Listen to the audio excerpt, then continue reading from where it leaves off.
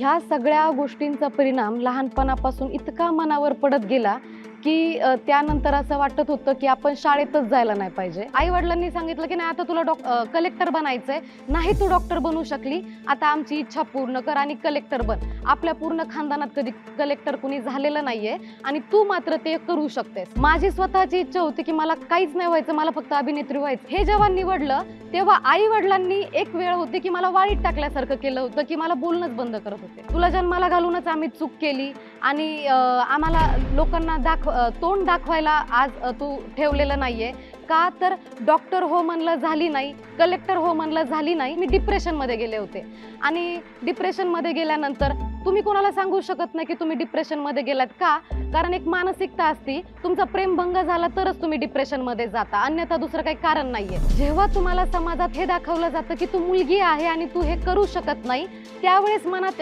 एक ठिणगी पेटते की आपल्याला हे करूनच दाखवायचंय. कल्पना करू शकता की एक मुलगी लहानपणी आपल्या सगळ्यात जास्त जवळच्या मैत्रिणीसोबत शाळेत जाते, उठते, खेळते. याच मैत्रिणींनी एके दिवशी आपल्याला म्हणायचं की माझ्या आईने सांगितलंय की तुझ्यासोबत शाळेत जायचं नाही आणि त्यानंतर अचानकपणे या मैत्रिणीकडून आपल्याला कुठेतरी जाती व्यवस्थेचं जाणीव करून दिली जाते की तुम्ही कुठून येता किंवा तुम्ही कोण आहात आणि तेही अशा वयात, ज्या वयात आपल्याला या शब्दांचाही अर्थ कळत नसतो आणि नक्की जात काय आहे हेही कळत नसतं. आणि ह्या सगळ्या गोष्टींचा परिणाम लहानपणापासून इतका मनावर पडत गेला की त्यानंतर असं वाटत होतं की आपण शाळेतच जायला नाही पाहिजे आणि आपण ह्या सगळ्या गोष्टींपासून, ह्या लोकांपासून, मैत्रिणींपासून आपण लांब राहिलं पाहिजे.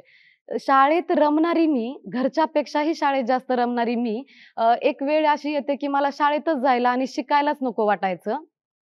आणि त्याच काळात लहानपणी मला माझ्या आई-वडिलांची इच्छा फार होते, की मी बाहेर गावी जाऊन शिकावं, हॉस्टेलला शिकावं आणि साहजिकच लहानपणी जसं आपल्याला बाहेर गावी शिकण्यासाठी पाठवतात आई-वडिलांपासून लांब, तेव्हा लहान मुलाला नको वाटतं ते. परंतु ते ऐकताच मला खूप आनंद झाला आणि मला असं वाटलं, की मला जायचंय बाहेर. तर आई-वडिलांचा बाहेर पाठवण्याचा उद्देश हा फार वेगळा होता. पण माझं कारण त्यापेक्षाही अतिशय वेगळं होतं. की मला या सगळ्यांपासून लांब पळायचं होतं. आणि जेव्हा हॉस्टेलला आल्यानंतर माझ्यासोबतच्या सगळ्या नवीन मुली रडत होत्या घरच्या आठवणीने. परंतु मला या सगळ्यांतून एक मोकळा श्वास वाटत होता. सगळ्या गोष्टींपासून सुटका झालेली आहे आणि मी अतिशय चांगल्या ठिकाणी आली आहे, असं सेफ फील होत होतं मला. आणि या सगळ्या नवीन ठिकाणी जेव्हा वेगवेगळ्या भागातून मुली येतात, आपण एकत्र उठतो, बसतो, एकत्र खातो आणि सगळ्या सवयी आपल्याला एकत्र लागतात. त्यावेळेस मात्र ज्या गैरसमजात मी होते, की एका छोट्याशा अनुभवातून आपण पूर्ण दुनियाकडे बघण्याचा एक आपला दृष्टिकोन बदलत असतो, की सगळं काही वाईट आहे आणि सगळे काही आपल्याकडे या पद्धतीने पाहतात.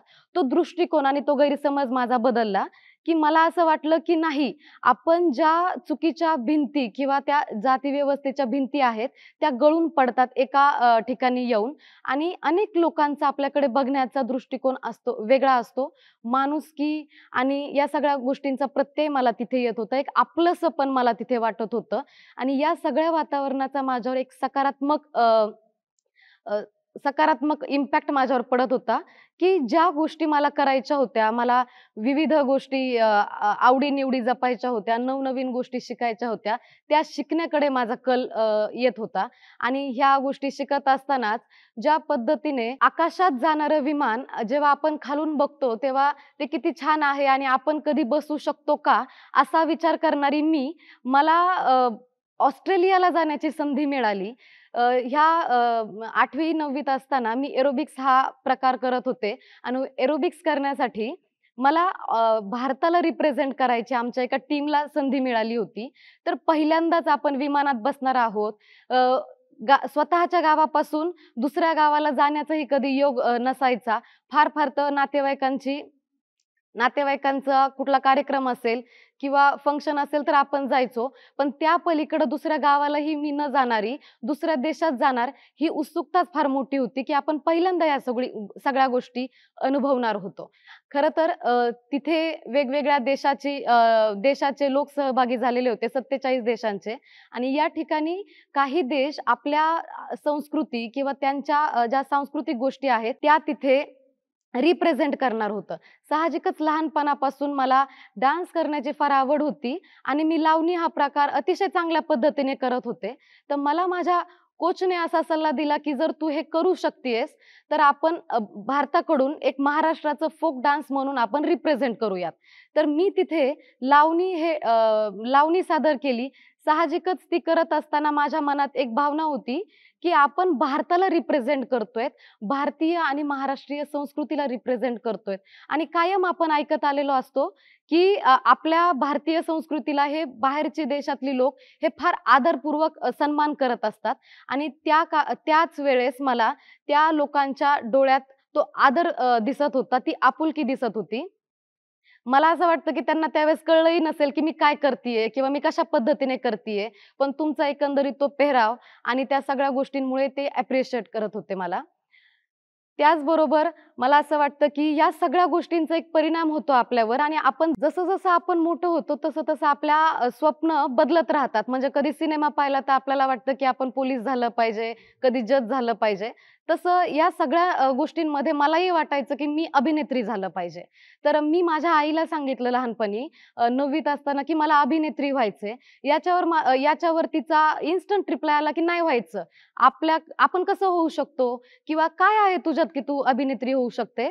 तर ज्या गोष्टीला आम्ही सपोर्ट करतोय आणि ज्या गोष्टीसाठी आम्ही कष्ट घेतोय, तर अभ्यास कर आणि पुढे येऊन तुला डॉक्टर बनायचंय. कारण तुझ्या वडिलांची इच्छा आहे डॉक्टर बनलं पाहिजे. मुळात डॉक्टर बनावं की नाही ह्या पलीकडे माझी स्वतःची इच्छा होती, की मला काहीच नाही व्हायचं, मला फक्त अभिनेत्री व्हायचं हे मी माझ्या स्वतःच्या मनाला समजून सांगितलं होतं. आणि 10वी झाल्यानंतर साहजिकच सगळ्या पालकांच्या मनात असतं, की आपल्या मुलांना कुठे ॲडमिशन घ्यायचं, कुठे पाठवायचं. त्या सगळ्या माहोलमध्ये चर्चा होत असती, की तुमच्या मुलीला कुठे पाठवलंय, तुमच्या मुलीचं ॲडमिशन कशासाठी घेतलंय. आणि माझ्या वडिलांनी जबरदस्ती जाऊन मला सायन्सला ॲडमिशन घेतलं होतं 11वी साठी. मी मात्र जेव्हा कॉलेजला पहिल्या दिवशी गेले, त्यावेळेस प्रिन्सिपल समोर जाऊन रडले आणि मी सांगितलं, की मला सायन्स नाही करायचं, मला आर्ट्सला घ्यायचंय ॲडमिशन आणि मला आर्ट्समध्ये शिकायचंय. तर त्यांनी त्याच्यावर मला प्रश्न विचारला, की "ठीक आहे आर्ट्सला घेऊ, पण तुला काय करायचंय?" मग त्यांनी माझ्या आईला बोलवून घेतलं आणि विचारलं, की "मुलगी तर म्हणतीये, की मला सायन्सला शिकायचं नाही, मग तुम्ही का इतका जबरदस्तीने तिला पाठवतायत?" तर माझ्या आईने विचारलं, "मग तिला विचारा काय व्हायचंय?" तर मी तिथे सांगितलं, की "मला अभिनेत्री व्हायचंय." तर साहजिकच मला ते घेऊ देणार नाहीत. म्हणून मी तिथे सांगितलं, की "नाही मला शिकायचंय आर्ट्समध्ये मला खूप काही वेगवेगळ्या गोष्टी शिकता येतील, हे करायचंय." कदाचित त्यावेळेस माझं फिक्सही नव्हतं, की मला काय व्हायचंय. परंतु ह्या सगळ्या निर्णयाने माझे वडील तब्बल 6 महिने मला बोलायचेच बंद झाले. घरी गेल्यानंतरही ते अशा पद्धतीने माझ्याशी वागत होते. हे मला कुठेतरी खटकत होतं आणि त्यामुळे मी विचार केला, की आपण जिथे आपला मार्ग निवडलेला आहे किंवा ही चॉईस आपली आहे, तर आपली चॉईस आपल्याला योग्य सिद्ध करून दाखवायची आहे आणि त्यामुळे मग मी खूप अभ्यास केला आणि 12वीत मी तालुक्यात पहिली आले. मला 90% मिळाले आणि त्यानंतर मात्र आश्चर्याचा धक्का मला हा, की जिथे मलाही माहीत नव्हतं मला काय करायचंय, तिथे मात्र माझा रिझल्ट ऐकून इतर लोकं सांगत होते, की आता आर्ट्समध्ये पहिली आलेली मुलगी, तिला आता आपण कलेक्टरच बनवलं पाहिजे.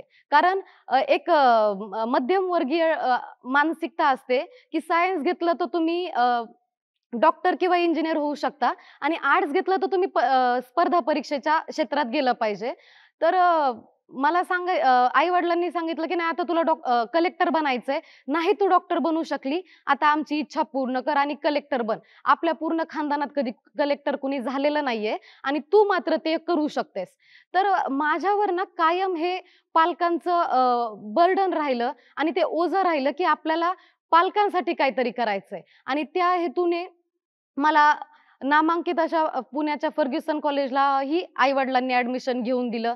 पहिल्याच लिस्टला नंबर लागला त्यामुळे तेही खूप खुश होते, की एवढ्या मोठ्या कॉलेजला नंबर लागलाय आणि पहिल्या वेळेस सोडायला आल्यानंतर पहिल्याच वर्षाला त्यांनी मला स्पर्धा परीक्षेचे क्लासही जॉइन करून दिले आणि रोज फोन करून विचारायचे, "क्लासला गेलीस का? क्लासला बसलीस का? अभ्यास कसा चाललाय?" मुळात मला असं वाटतं, की फर्ग्युसन सारख्या पुण्यातल्या ठिकाणी येऊन पहिल्याच दिवशी गेटवर रडणारी मी आणि घाबरून परत जाणारी मी आणि त्यानंतर त्या दिवशी असा पहिल्याच दिवशी मनात अनेक विचार आले, की आपल्याला शिकायचं नाहीये आणि आपल्याला इथून परत जायचंय. का?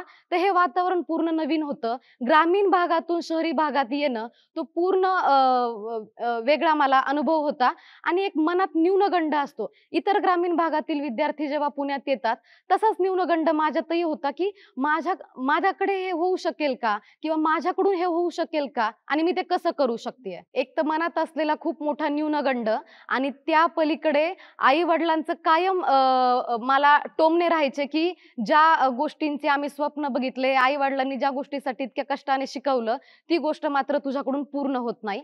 आणि मला वारंवार हळू कळत गेलं, आपल्या स्वतःच्या क्षमता ह्या जेव्हा समजायला लागतात, की मी या क्षेत्रात काम करू शकते आणि साहजिकच एवढं मोठं ऐतिहासिक शहर आहे, जिथे आपल्याला राजकीय, सामाजिक, सांस्कृतिक आणि ऐतिहासिक वारसा लाभलेला आहे. या सगळ्या गोष्टींचा माझ्या मनावर एवढा मोठा परिणाम होत होता, की मला आता हे मी माझ्या मनाला ठरवून टाकलं होतं, की सगळ्या गोष्टीला बाजूला करून आपल्याला एक फोकस क्षेत्र निवडायचंय आणि मी त्या पद्धतीने काम करत गेले. मी जेव्हा माझ्या आई-वडिलांना सांगितलं, की मला राजकारणात जायचंय, त्यावेळेस मात्र त्यांनी "तुला जन्माला घालूनच आम्ही चूक केली आणि आम्हाला लोकांना तोंड दाखवायला आज तू ठेवलेलं नाहीये.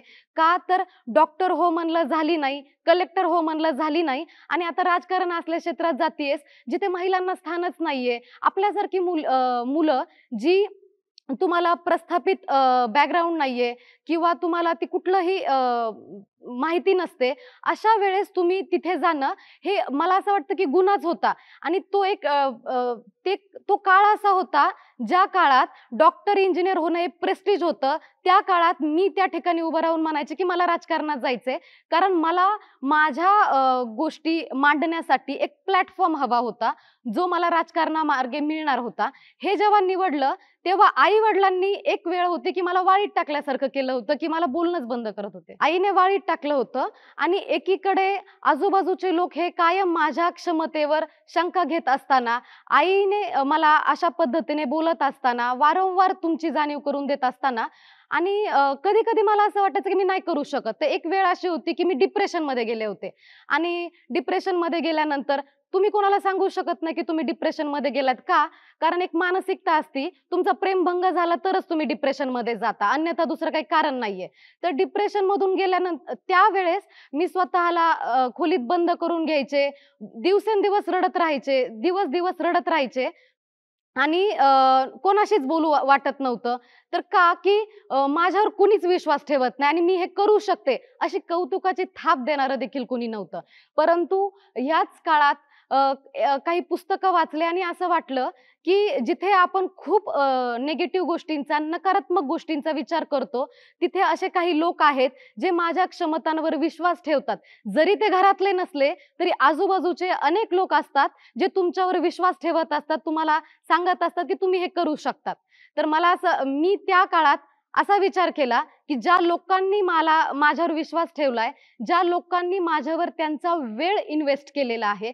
खरं तर कोणी कोणाला वेळ देत नाही, परंतु वेळ ते करतायत आणि आपण त्यांना निराश केलं नाही पाहिजे. म्हणजे ही देखील गोष्ट मी माझ्यासाठी करणाऱ्या लोकांना वाईट वाटू नये म्हणून मी पुन्हा एकदा नव्याने आत्मविश्वासाने उठले आणि या सगळ्या कामाला लागले. वयाच्या 22व्या वर्षी मी पहिली निवडणूक लढते, लोकशाहीच्या मार्गाने जाण्याचा प्रयत्न करते आणि 22व्या वर्षी जेव्हा निवडणूक लढण्याचा विचार करते, तेव्हा घरच्यांचं याच्याकडे सकारात्मकता नव्हती. मला सांगायला काही वाटणार नाही कारण पहिल्या काही 9-10 दिवसात माझे आई-वडीलही माझ्यासोबत कधी प्रचाराला येत नव्हते. परंतु मी त्या लोकांचं फार धन्यवाद मानते आणि मनापासून आभार व्यक्त करते, ज्यांनी मला स्वतःच्या घरच्यांपेक्षाही जास्त प्रेम दिलं, माझ्यावर विश्वास ठेवला आणि मी ह्या सगळ्या ठिकाणी या निवडणुकीमध्ये एक यश मिळवू शकले. खरं तर मी म्हणू शकते, की हे यश हे लोकशाहीचा विजय होता आणि जिथे प्रचलित प्रथा आणि परंपरा असतात, की तुम्ही दारू वाटली तर आणि पैसा वाटला तरच तुम्ही निवडणूक लढवू शकता. तर मी एक पैसाही न वाटता किंवा दारूचा एक थेंबही न देता पुण्यासारख्या ठिकाणी शिक्षण घेऊन जामखेडमधील छोटंसं नायगाव हे गावात मी निवडणूक लढते आणि मी विजयी होते. ही गोष्ट माझ्यासाठी जेवढी आनंददायी होती, तेवढीच मला ही गोष्ट प्रेरणादायी होती, की आज खऱ्या अर्थाने त्या सामान्य लोकांनी त्यांचं असामान्य ताकद दाखवली होती आणि त्यांचं प्रेम आणि विश्वास माझ्यावर दिला होता. खरी स्पर्धा आणि मला वाटतं, की खरा प्रवास यानंतर चालू होतो, की निवडून येणं हा तुमच्या युद्धाचा अर्धा भाग असतो. परंतु त्यांच्या त्या अपेक्षेनं उतरणं.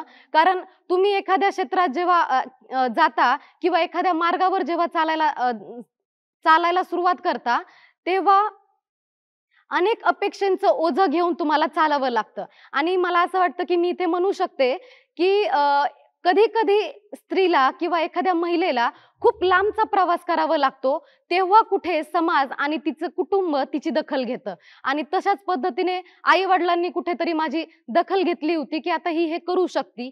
तोपर्यंत जोपर्यंत मी निवडणुकीत उभं राहत नाही आणि मी विजयी होत नाही, तोपर्यंत माझ्या आई-वडिलांना सांगायलाही लाज वाटायची, की मी राजकारण करतीये. ते काही निवडणूक जिंकायच्या 1 दिवस आधीपर्यंत आई-वडिलांना जर कुणी विचारलं, की "काय करते तुमची मुलगी?" तर आई सांगायची, की "मुलगी जजचा अभ्यास करते." का? कारण मी एल-एल-बीला माझं ॲडमिशन होतं आणि वडील सांगायचे, की "आमची मुलगी कलेक्टरचा अभ्यास करतीये." पण कधीच कोणी सांगितलं नाही, की आमची मुलगी राजकारणात तिचं करियर करायचंय. खरं तर त्या दिवशी मी जेव्हा मागच्या आयुष्याचा विचार करत होते, तेव्हा वाटलं, की वयाच्या 22व्या वर्षी मी आयुष्यातली पहिली निवडणूक जिंकतीये.